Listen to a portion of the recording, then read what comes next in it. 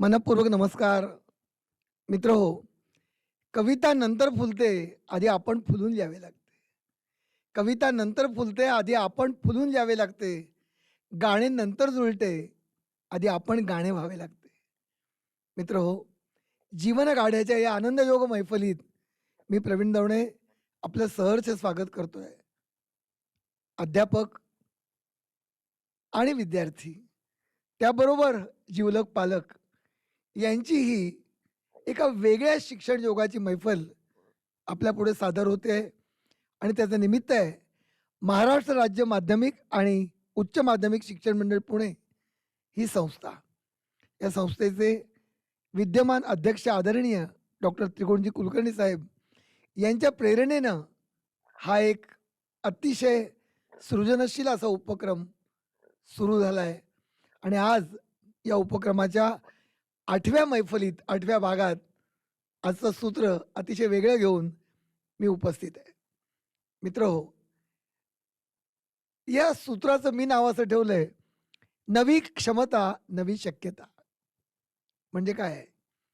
पुष्कळदा काय होतं की प्रत्येक घराघरात आणि काही वेळेला शाळेमध्ये पण गुण पाहून ठरवलं जातं की तो अमुकच होणार. गंमत म्हणजे कनिष्ठ महाविद्यालयामध्ये मी अध्यापक होतो, पर्यवेक्षक पण नंतर झालो. प्रवेश घेण्यासाठी अनेक मुलं मुली यायची आणि ती म्हणायची मला ना सायन्स शाखेला विज्ञान शाखेला प्रवेश पाहिजे.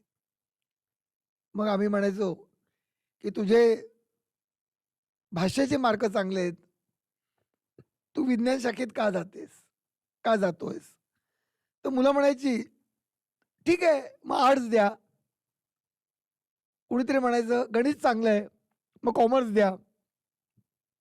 पण तुला कुठे जायचंय? विद्यार्थी म्हणायचे आम्ही ठरवलेलंच नाही कुठे जायचंय, तुम्ही प्रवेश द्याल तिथे आम्ही जाऊ. मला खूप काळजी वाटायची.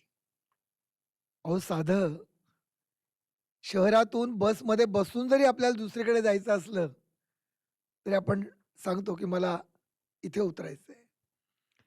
कंडक्टरना सांगतो तिकीट देताना माझा अमुक स्टॉप. मग मला तुम्ही सांगा, शहरात जाताना आपण ठरवतो वाहनाने जाताना कुठे उतरायचंय. चित्रपटाला जाताना आपण ठरवतो अ बघायचा चित्रपट, ब बघायचा का, क बघायचा का, ड बघायचा. चित्रपटाला जाताना आपण ठरवतो, कपड्यांचा रंग निवडताना आपण ठरवतो. आणि जीवनात कुठे जायचंय हे जर ठरवलंच नसेल तर काय अर्थ आहे हो मग माणूसपणाला? एखाद्या डोंगरावरून दगड ढकलावा, घरंगळत तो जावा, तसं आपलं सुंदर आयुष्य मातीमोल करून चालेल का? मला सांगा. मातीमोल शब्दही चुकीचा आहे, कारण मातीलाही मोल आहे. मातीतून धान्य पिकतं, आपण जगतो.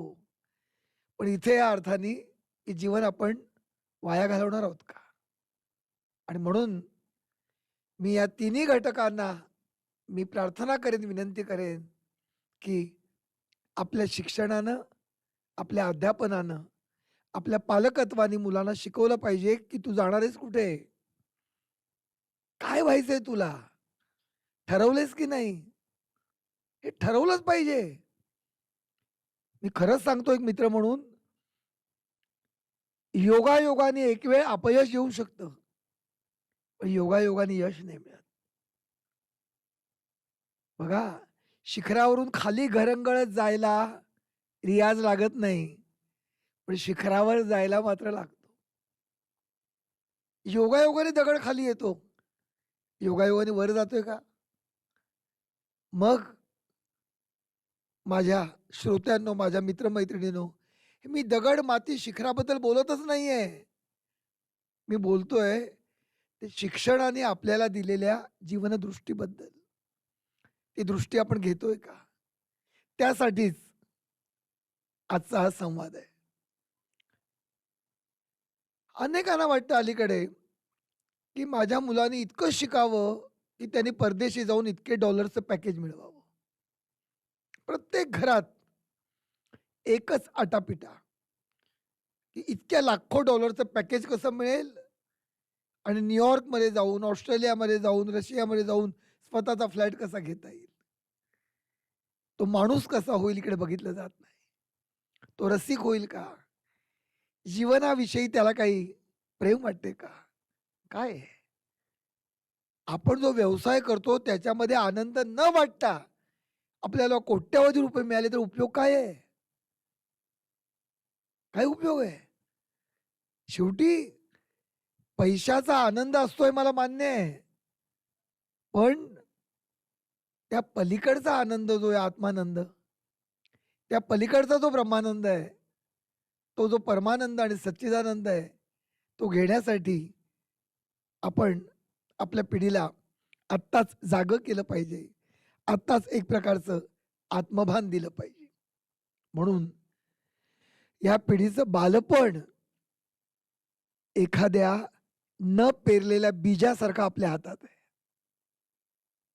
काय म्हणालो मी? हे बीज काही शक्यता घेऊन आलंय. आजच्या आपल्या मैफलीचं, आपल्या भागाचं नाव काय दिलंय? नवी क्षमता, नवी शक्यता. लक्षात ठेवा. आणि मी उदाहरण कुठलं देतोय? ह्या पिढीचं बालपण शिक्षकांच्या हातात आहे. पालकांच्या समोर आहे आणि स्वतः विद्यार्थी ते जगतायत.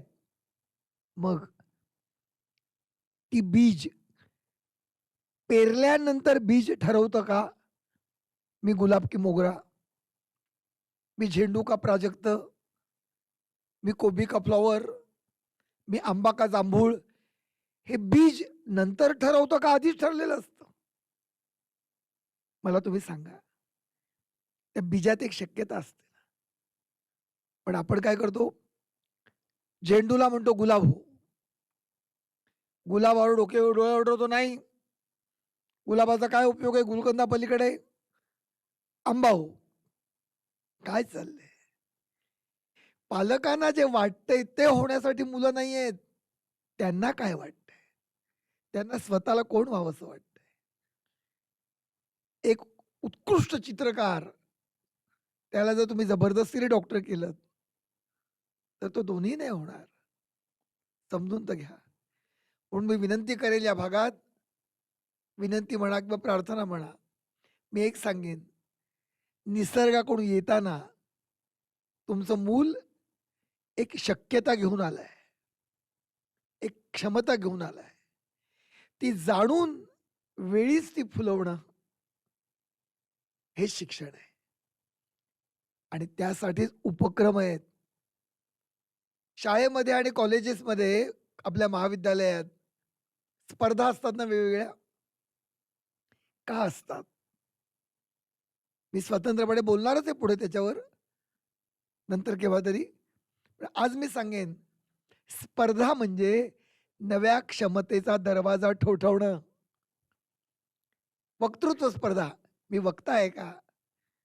निबंध स्पर्धा, मी लेखक आहे का? रांगोळी स्पर्धा, मी चित्रकार आहे का? बघा, त्या निमित्ताने किती कलावंत कळतात. पण आज मला असं वाटतं, आई-वडील आणि काही वेळा शिक्षकही आपली स्वप्न टोचतात त्याला. इंजेक्शन टोचावं तसं टोचलं जातं, की मला हवं ते हो. आणि त्याच्यातून ते मूल सैरभैर होतं. म्हणून मी सांगेन, की कंपॅरिझन म्हणजे तुलना नको. अमुकच श्रेष्ठ असं नसतं. ज्या क्षेत्रात तू जाशील, त्या क्षेत्रात तू मोठा हो. मी तुम्हाला एक प्रत्यक्ष, मी ज्यांच्या तोंडून ती घटना ऐकली, त्यांचं उदाहरण मी तुम्हाला देतो. तुम्ही नाव ऐकलं असेल, विख्यात भावगीत गायक अरुण दाते. अरुण दात्यांची गाणी आपल्याला माहिती आहेत. भातुकलीच्या खेळामधली राजा आणि कराणी, किंवा स्वरगंगेच्या काठावरती वचन दिले तू. गाणी माहिती आहेत. या जन्मावर, या जगण्यावर. मी त्यांच्याबरोबर अनेक कार्यक्रम केले, निवेदक म्हणून खूप केले. एक दिवस गप्पा मारताना त्यांच्याकडनं किस्सा कळला. कुठला? तो ऐका. ते टेक्स्टाईल इंजिनियर होते, भावगीत गायक असूनही. टेक्स्टाईल इंजिनियर होते. त्यांचे वडील म्हणजे रसिकराज रामूभैया दाते. त्यांनी एक किस्सा सांगितला घडलेला. इंजिनिअरिंगच्या एका वर्षाला ते अनुत्तीर्ण झाले, नापास झाले. रडत बसले. वडील म्हणाले, "अरू" म्हणजे अरुण, त्यांचं नाव अरविंद, पण आधीचं अरुण. "अरू, का रडतोयस?" पण मी नापास झालो या परीक्षेत. बघा पालक कसे असतात. हे उदाहरण घ्या तुम्ही उदाहरण म्हणून. रामूभैया दाते म्हणाले त्यांचे वडील, "काय रे, किती जण पास झाले?" आम्ही 40 जण बसलो होतो. 30 जण पास झाले आणि 10 नापास झाले, त्यात मी आहे. रामूभैया त्यांना म्हणाले, वडील म्हणाले मुलाला, "अरू, असं समज 39 पास झाले आणि एकटाच तू नापास झाला असं समजू आपण." अरुण बघतच राहिला आणि पुढे म्हणाले, "पण काय रे, 39 पास झाले त्याच्यामागे गायक किती होते? स्वर ज्यांचा चांगला आहे तो कोण होता?" अरुण दाते म्हणाले तारुण्यात, "कोणी नाही, मी एकटाच गायक आहे." मग लक्षात ठेव, जे 40 जणांकडे नाहीये ते निसर्गाने तुला दिलंय. मग रडतोस कसला? पुन्हा अभ्यास कर, पुन्हा झेप घे. तू गायक आहेस, तू वेगळा आहेस. इंजिनियर होणं महत्वाचं असेल, पण अनेक जण इंजिनियर होतात, गायक किती होतात? पालक मित्र हो आणि शिक्षक मित्र हो, आपल्या मुलाला प्रोत्साहन द्यायची किती सकारात्मक पद्धत आहे. ही माणसं मी जवळून पाहिली हो. खरंच सांगतो. सकारात्मक पद्धत आहे ही, झेप घ्यायची. यश अपयश सगळ्यांना येतं, पण त्याच्यात त्याची क्षमता असते. स्वरसम्राज्ञी लता मंगेशकर, भारतरत्न,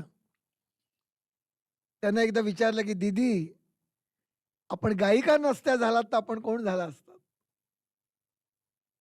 दीदीने उत्तर दिलं, मी गायिकाच नाही, मी कुठल्याही क्षेत्रात गेले असते तरी मी त्या क्षेत्राची लता मंगेशकर झाले असते. मित्रांनो, तुमच्या घरात वाजलेल्या टाळ्या मला इथे ऐकू येत आहेत. तुमच्या डोळ्यात कौतुकाचं आणि कृतज्ञतेचं पाणी चमकतंय ते मी पाहतोय. पण ते अमृत शिंपण पुढच्या पिढीवर करा. त्या तुमच्या बालकांवर करा रे. त्यांना सांगा. दीदींच्या वाक्यात काय आहे? कुठल्याही क्षेत्रात मी गेले असते, तरी त्या क्षेत्राची लता मंगेशकर. अर्थ काय? क्षेत्र कुठलंही वाईट नाही, सर्वोच्च व्हायला पाहिजे. आदले-मधले अनेक आहेत आणि म्हणून म्हणेन, की शिक्षक, पालक आणि विद्यार्थ्यांनी स्वतःची क्षमता शोधली पाहिजे. इथे मी माझ्या प्रिय शिक्षकांना पण सांगेन, केवळ आपण 5वी शिकवतो, मग 5वीतच राहायचं का? कोणी दुसरीला शिकवतं, मग मी दुसरीची शिक्षिका का? तुमची व्यवसायाची इयत्ता कुठली असो, तुमच्या बुद्धिमत्तेची, तुमच्या प्रतिभेची इयत्ता वाढण्यासाठी तुमची क्षमता उजळत राहा. व्यवसाय कुठेही करायला लागतो, प्रत्येक इयत्ता महत्वाची आहे. शेवटी 10वी शिकवणारा माणूस पण तेव्हाच मुलांना शिकवू शकतो, की पहिलीपासून कोणतरी आले ना. सगळ्यात महत्वाचा घटक आहे प्राथमिक शिक्षक. सगळ्यात छोटा शिशू, मोठा शिशू, खालच्या अंगणशाळा किती महत्वाच्या आहेत. अहो त्याच्यावर उभं आहे सगळं. मग हे जर महत्वाचं आहे, तर कुठल्या इयत्तेला कमी जास्त का समजायचं? विद्यार्थ्याच्या क्षमतेला कमी जास्त का समजायचं? प्रत्येक बीजामध्ये ताकद आहे फुलं फुलवण्याची आणि प्रत्येक फुलात ताकद आहे फुलाचं फळ होण्याची. आणि म्हणून मी सांगेन, की प्रत्येक मूल म्हणजे नवी क्षमता आहे आणि ती कुठेही आहे. शहरात आहे आणि खेड्यात नाही असं नाही. अहो सगळी मोठी झालेली माणसं ही ग्रामीण भागातून झालेत. तुम्ही अब्दुल कलामांचं, भारतरत्न APJ अब्दुल कलामांचं चरित्र वाचा. अग्निपंख. कुठून आलेत? त्या काळातल्या छोट्या रामेश्वरम नावाच्या एका गावातून झेप त्याने घेतली. सगळी मोठी माणसं पहा. कुठे विदर्भातून, कोकणातून, पश्चिम महाराष्ट्रातून, दऱ्या-खोऱ्यातून, सातपुडी पर्वतातून, कुठल्या-कुठल्या ह्याच्यातून, तळागाळातून माणसाने झेप घेतली. पण याचं कारण काय? वेळीच त्यांनी आपली क्षमता ओळखली. क्षमतेचा शोध हेही शिक्षण आहे. आणि मी म्हणून तुम्हाला म्हटलं, की तुलना कुणातच नको. 2 भावंडात तुलना असते. बघ धाकटा किती शिकला, मोठा असून तू काहीच नाहीस. बघ ती किती अभ्यास चांगला करते, तू मुलगा असून काही नाही. कशाला? काय? मुलगा आणि मुलगी आपल्याच तुलना. 2 भाऊ त्याच्यात तुलना. अरे हा एक धाकटा भाऊ अतिशय चांगला अभियंता असेल, तर दुसरा उत्तम अतिशय चांगला इंटिरियर डेकोरेटर असेल. एक मुलगी अतिशय उत्तम छान शास्त्रज्ञ असेल, तर दुसरी कदाचित वेगळ्या पद्धतीची वक्ता आणि लेखिका असेल. प्रत्येकाची किमया वेगळी आहे ना. निसर्ग कधीच कुणाला रिकाम्या हाताने पाठवत नाही. या आनंदयोग मैफलीचा आजचा समारोप करताना मी सांगेन, ते कदाचित कवीचं बोलणं असेल, लेखकाचं असेल. उदाहरण म्हणून घ्या आणि सोडून द्या. त्याला काही प्रयोग म्हणून अर्थ नाही. पण निरीक्षण म्हणून मी सांगतो. छोटं बालक जेव्हा जन्माला येतं बाळ, त्याला त्याच्या मुठी वळलेले असतात. बघा तुम्ही. त्या वळलेल्या मुठी अशासाठी नाहीत, पालकांना आणि शिक्षकांना दम द्यायला. मी अर्थ असा घेतला, की त्या प्रत्येकाच्या मुठीत निसर्गाने बिया टाकल्यात. जा, तू शेतकरी हो, मळे फुलव. जा, तू अतिशय चांगला वक्ता हो, लोकांना विचार दे. तू उत्तम पत्रकार हो, जा, लोकांची जागृती कर.